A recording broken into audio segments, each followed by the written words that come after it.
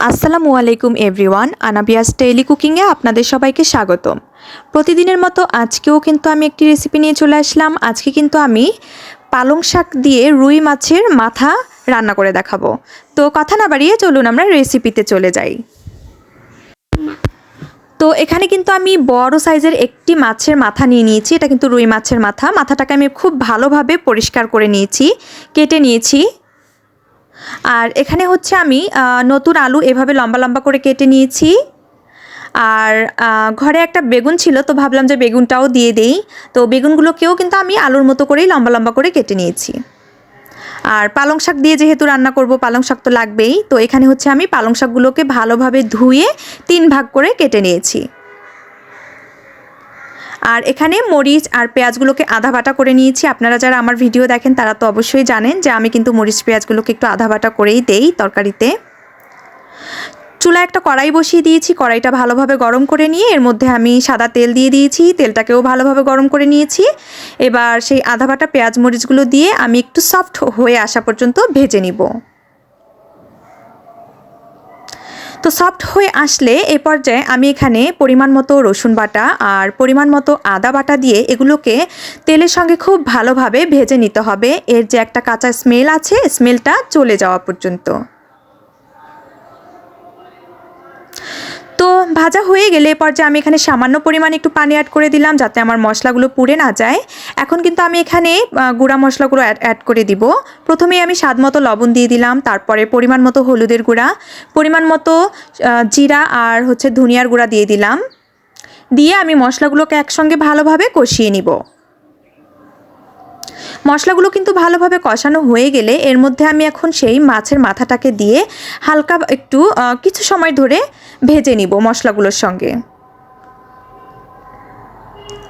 তো ভাজা হয়ে গেলে আমি এখানে সামান্য একটু পানি দিয়ে দিলাম মাছের মাথাটাকে কষিয়ে নেওয়ার জন্য।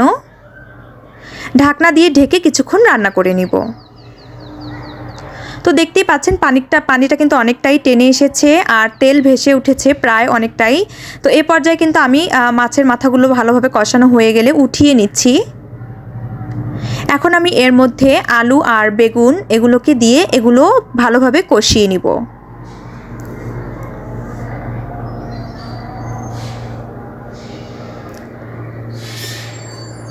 যে কোনো তরকারিতে আপনারা মশলা বা হচ্ছে সবজি এগুলো যত ভালোভাবে কষাবেন তরকারিতে কিন্তু ততই স্বাদ বাড়বে। তো আমি কিন্তু সময় নিয়েই মশলাগুলো বা সবজিগুলো কষিয়ে নিচ্ছি। তো দেখতেই পাচ্ছেন কালার দেখেই বোঝা যাচ্ছে যে সবজিগুলো কিন্তু ভালোভাবে কষানো হয়ে গেছে। এ পর্যায়ে কিন্তু আমি এখানে সেই পালং শাকগুলো দিয়ে দিলাম। পালং শাকগুলো দিয়ে আমি প্রথমেই ঢেকে দিচ্ছি, কারণ যেহেতু কড়াইটা ভর্তি হয়ে গেছে, নাড়াচাড়া করা যাচ্ছিল না। তো শাকটা কিন্তু অনেকটাই এখন কমে এসেছে। এ পর্যায়ে আমি এখন ভালোভাবে উল্টে পাল্টে নেড়ে দিব। এই তরকারিটাতে আমি কিন্তু এক্সট্রা আর কোনো পানি অ্যাড করব না। শাক থেকেই কিন্তু অনেকটা পানি বের হবে। এই পানি দিয়েই কিন্তু আমার হচ্ছে মূলা, বেগুন, শাক সব কিছু ভালোভাবে রান্না হয়ে যাবে। তো ঢাকনা দিয়ে ঢেকে দিয়েছিলাম। এখন ঢাকনা উঠিয়ে আমি আবারও নেড়ে দিচ্ছি।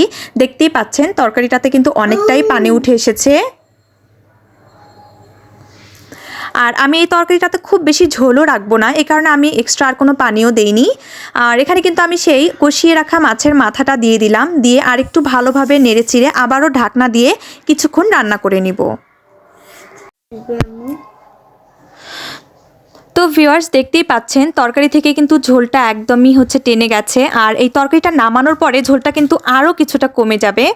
আর তরকারিটা আসলে কেমন হবে, বেশি মাখা মাখাও হবে না আবার ঝোলও থাকবে না, এরকম হবে আর কি তরকারিটা। আর তো এইভাবেই কিন্তু আমি রেখে দিব। এ পর্যায়ে কিন্তু আমি হচ্ছে তরকারিটাকে নামিয়ে নিচ্ছি। তো ভিউয়ার্স দেখতেই পাচ্ছেন পালং শাক দিয়ে রুই মাছের মাথা কিন্তু একদম রেডি হয়ে গেছে। আর এই রেসিপিটা আসলে আপনারা রান্না করে না খেলে বুঝতেই পারবেন না যে এই রেসিপিটা আসলে মানে এটা স্বাদটা আসলে কতটুকু। তো আমি আশা করব আপনারা এভাবে রান্না করবেন এবং খেয়ে দেখবেন। আশা করছি আপনাদের কাছে অনেক ভালো লাগবে। একবার খেলে আপনারা বারবার খেতে চাইবেন। তো আজকের আমার এই রেসিপিটি আপনাদের কার কাছে কেমন লাগলো অবশ্যই কিন্তু আমাকে কমেন্টসে জানাতে ভুলবেন না। আর আমার ভিডিওটি ভালো লাগলে কিন্তু আমার ভিডিওটিতে একটি লাইক করে দিবেন। আর আপনাদের কাছে রিকোয়েস্ট অবশ্যই আমার চ্যানেল একটি সাবস্ক্রাইব করে দিবেন। সবাই অনেক ভালো থাকবেন। থাকবেন, সুস্থ থাকবেন। আল্লাহ হাফেজ।